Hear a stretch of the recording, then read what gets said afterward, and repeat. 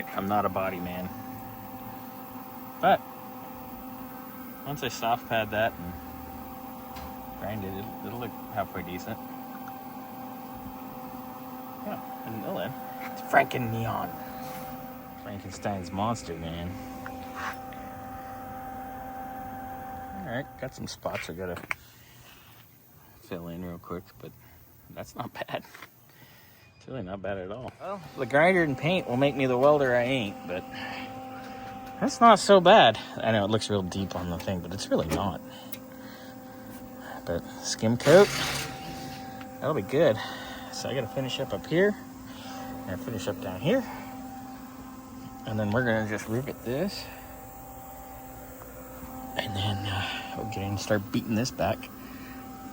And I do have to figure out what I'm gonna do in here exactly, but we'll get to that.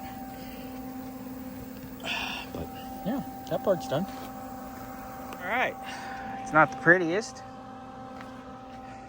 but it's all there. A little bit of filler, should be nice. It's not a street car, but we'll take it. Definitely take it.